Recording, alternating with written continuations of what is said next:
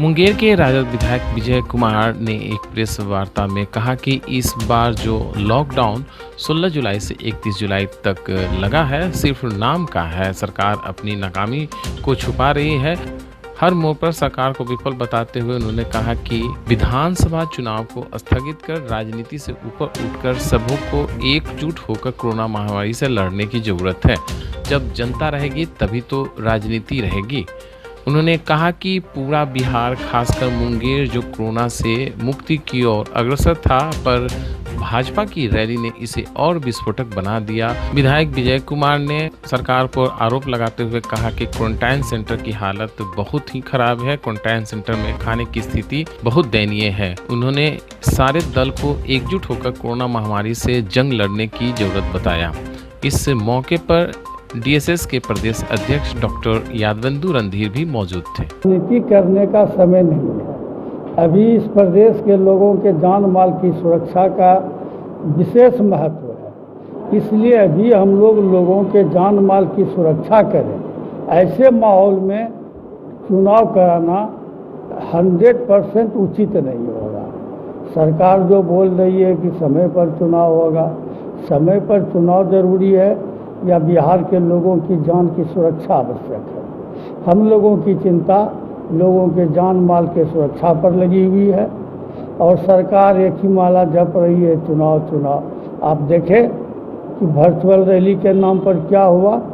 जिस तरह दिल्ली से पहले लोग कहता था कि जमात का लोग जो है वही कोरोना फैलाया, आज बिहार में खास करके हमारे मुंगेर में भी जो कोरोना से लोग मुक्ति का राहत ले रहे थे, अचानक वर्चुअल रैली के द्वारा लोगों ने कोरोना को फैलाने का काम किया। यहाँ तक कि प्रदेश में भी भाजपा के अध्यक्ष सहित 100 लोगों की जांच हुई थी, 75 लोग पॉजिटिव निकले। और कितने लोग अभी पॉजिटिव होंगे, उनके संसर्ग में कौन लोग आए, कहीं कोई जांच नहीं हो रही है। हमारे मंत्री शैलेश जी पॉजिटिव हुए, उनके साथ कौन लोग घूमे, उनके साथ घूमने वालों के संसर्ग में कौन लोग आए, सभी लोगों का जांच होना चाहिए, तब न पता चलेगा। यहाँ तो हमको लोग खबर करता है कि जांच कराने जाते हैं तो भगा देता है। माने जांच का भी कोई साधन बिहार सरकार के पास न साधन है, न सुविधा है। अब न जो आइसोलेशन वार्ड में जो लोग रह रहे हैं उनकी भी कोई देखभाल नहीं हो रही है, न उनको समय पर उचित नाश्ता मिल रहा है, न भोजन मिल रहा है। सरकार एकदम हाथ उठा दिया है कि जाओ, राम भरोसे छोड़ दिया गया है जनता को कि अपने भरोसे जियो और मरो। और दूसरी तरफ बार बार रट लगा रहे हैं कि चुनाव समय पर होगा, चुनाव समय पर होगा। इतना महामारी जो है महाकाल का रूप ले लिया है, इतना फैल गया है, रोज फैल रहा है, पूरे बिहार में फैल रहा है, जिला में फैल रहा है, और कह रहे हैं कि चुनाव समय पर होगा। चुनाव हो, हमारी पार्टी और हम लोग चुनाव का विरोधी नहीं है, लेकिन मेरा कहना कि जब स्थिति सामान्य हो जाए, जब लोग एक दूसरे के बीच निसंकोच जाना शुरू कर दें, तब चुनाव हो। 5-6 महीना बाद भी अगर चुनाव होगा तो कोई पहाड़ तो नहीं गिर जाएगा। और अगर ज़रूरत पड़े तो राष्ट्रपति शासन लागू किया जाए। लेकिन अभी माहौल हमको नहीं लग रहा है या मेरे दल का नहीं लग रहा है कि जो जिस समय जो चुनाव का समय आने तक यहाँ की स्थिति सामान्य होगी। अभी सरकार को ध्यान देना चाहिए कि कैसे रोगी की सुरक्षा हो, कैसे लॉकडाउन में जो गरीब मजदूर किसान जो बेरोजगार हो गए हैं, कैसे उनको खाना पीना की उसकी व्यवस्था की जाए। सभी लोगों से मिलकर राजनीति से ऊपर उठकर सभी दलों के साथ बैठकर बात विचार कर इस पर समय लगाना चाहिए। लेकिन यहाँ तक गजब है, लॉकडाउन लगता है, न हम लोगों को, विरोधी दल के लोगों को कहीं जाने की छूट है, न मीडिया के लोग कहीं जा सकते हैं।